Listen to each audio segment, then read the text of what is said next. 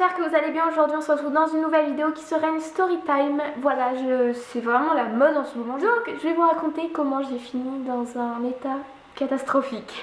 Donc cette opération s'est passée en 2012, donc en octobre. C'était un vendredi juste avant les vacances scolaires. Donc voilà, donc j'étais en terminale. Donc ma mère me porte à la clinique le matin. Rien de grave quoi, c'était juste les dents de sagesse. Donc rien d'hyper stressant, rien de méchant. On était, enfin moi c'était rien quoi, c'était, oui l'anesthésie me faisait un petit peu peur mais c'était rien. Et donc on me donne un petit médicament pour que je me détende, voilà. Et ma mère s'en va parce qu'elle allait travailler, elle me dit à ce soir, je te récupère et puis voilà. Et quelques heures après, en fait je sais pas trop combien de temps j'ai attendu, je vais au bloc, donc j'étais déjà dans les vapes rien qu'avec le petit médicament qu'ils m'avaient donné pour me détendre. Donc j'arrive au bloc, ils me mettent la perfusion et là trou noir, voilà, je me souviens plus de rien. Donc j'ai eu une anesthésie générale parce que c'est ce que j'ai demandé. Et en sortant de l'opération, donc tout s'est très bien passé forcément. Et en sortant en salle de réveil, je n'étais pas consciente encore. J'ai fait une crise d'hyperventilation, donc c'est mon cœur qui s'est un peu trop emballé. Je crois que c'est un peu ça, il y avait trop d'air, ou enfin bref, je sais pas trop. Donc les infirmières m'ont mis un masque à oxygène pour contrer un petit peu ce truc là. C'est un peu bizarre à vous expliquer mais c'est vraiment très bizarre parce que à ce moment-là j'ai senti quelqu'un m'enlever le masque et je me rappelle encore et j'en ai des frissons, c'est vraiment très bizarre. Je dormais, hein, je n'avais pas les yeux ouverts, rien du tout. Donc après ils m'ont transférée dans ma chambre alors que je n'avais été réveillée que 2 secondes. Donc voilà, ils n'ont pas attendu vraiment que je sois bien réveillée. Donc ils m'ont rentrée dans ma chambre et à ce moment-là ils se sont rendus compte qu'il y avait un problème parce que je n'étais absolument pas consciente. Je ne résistais pas aux stimulations. Ils ont été chercher en urgence l'anesthésiste, la stomatologue qui m'a opérée. Et il y avait un médecin aussi, un chirurgien de je sais plus quoi. Donc pour l'instant là j'étais toujours inconsciente. Et à ce moment là ils ont vraiment su qu'il y avait un gros problème. Donc ils m'ont stimulée.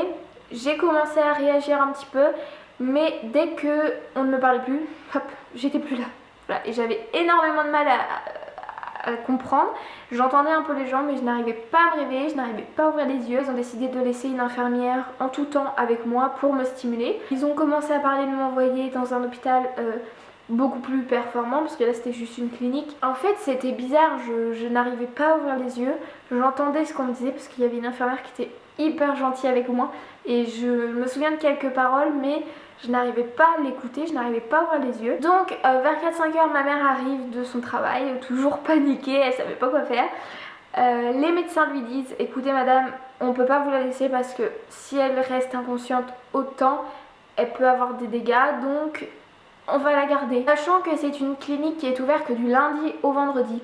Donc moi j'allais rester jusqu'au samedi, normalement c'était fermé. Donc tard dans la soirée, il y avait toujours les infirmières H24 avec moi. Et il y en a une qui a réussi à me faire ouvrir les yeux un peu plus. Et à ce moment-là, ils se sont dit ah c'est bon, elle revient. Elle revient parmi nous. Donc avant que je parte, l'anesthésiste et quelques infirmières, quelques médecins sont venus me voir. Et m'ont fait écoute, tu nous as fait peur, on ne savait pas ce qui se passait, tu as fait beaucoup de rechutes. On voulait t'envoyer au CHU. Mais on t'a gardé parce que tu commençais à t'améliorer. Donc ils m'ont dit que j'étais dans un état assez comateux, je n'arrivais pas à me réveiller mais j'étais consciente. Comme voilà le masque, je l'ai senti qu'on me l'enlevait alors que c'était pas possible. J'ai senti qu'on me bougeait forcément. J'ai entendu des paroles, voilà, il y a quelques trucs qui sont revenus après et il m'a dit oui voilà c'était un peu comme si tu étais dans le coma mais pas profond parce que tu t'es réveillé quand même. Donc il m'a expliqué qu'il m'avait donné de la morphine dans la perfusion et que c'est ça qui m'avait rendu comme ça. Donc lui m'a dit que c'était une réaction assez peu courante, que j'étais très sensible à tout ce qui est morphinique.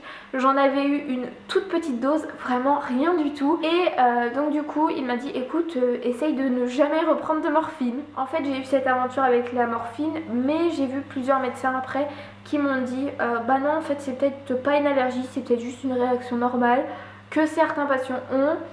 Après j'ai vu d'autres médecins qui m'ont dit ah bah non faut surtout pas que tu en reprennes. Donc je ne sais pas ce qui s'est passé avec la morphine. Donc voilà, j'espère que cette vidéo vous aura plu. C'est vrai que ça a été une opération un petit peu bizarre.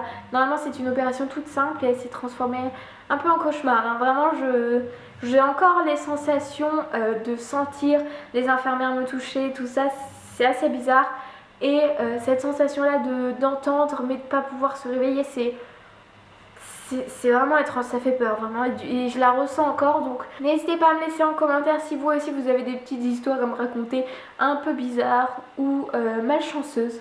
Voilà, je vous fais plein de gros bisous, je vous dis à très vite pour une nouvelle vidéo.